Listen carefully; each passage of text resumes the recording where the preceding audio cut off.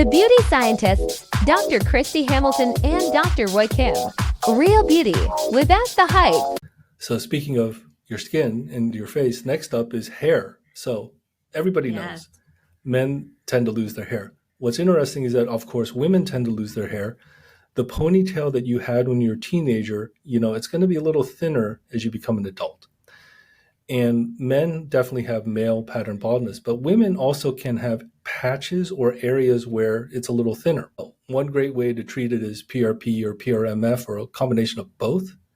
How often would you recommend getting it if, cost wasn't an issue and you could just live at your plastic surgeon's office? A little controversial. I don't think there's a true answer to this question, but I know a lot of us do at least a round of 3 monthly, and then we'll spread it out quarterly thereafter.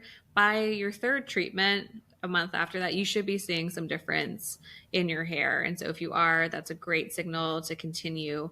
I've also enjoyed adding, there's a new addition to my practice, so we'll see how it goes, but there's been some excitement about exosome therapy too for the scalp. So I've started to microneedle that into the scalp itself. And I know some of our mutual plastic surgeon friends are singing its praises, so it's too early for me to comment on the results of that, but I think that could be a nice combination therapy with the PRP injections too. And then for our listeners or viewers, PRP is platelet-rich plasma. So what we do is we withdraw the blood, put it in tubes, spin it or centrifuge it, and after a certain period of time, correct type of test tube, we're going to get some yellowish or pure yellow liquid at the top.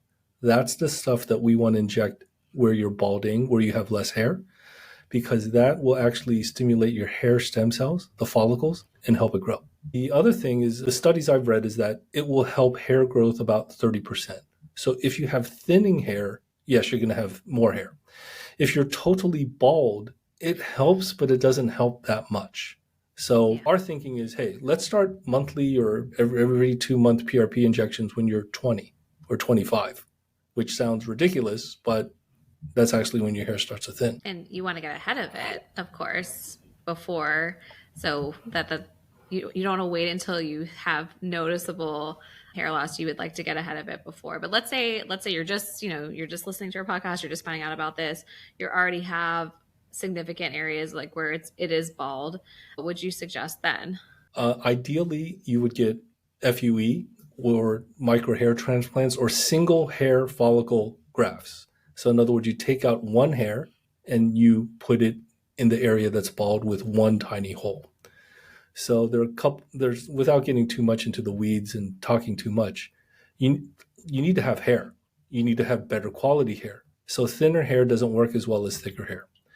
The other thing is that the recipient site, you actually can't put in too many hairs. Typically, from what I've read and from what I've done, it's about 3,000, maybe 4,000 single hair follicles, which is a lot. It's just that when you look at the surface area, sadly, in some patients, it's not that much. You may need 2 or 3 rounds to get total coverage of your scalp. And you're really just moving those hairs around. Like you're not growing new ones. So there's an absolute number. We're taking it from a denser area and moving it. So we still want to support those, which is why I also think even after having the hair transplants of whatever kind, it's nice to maintain that result, complement it with the PRP injections. And so we have a number of patients that do that too.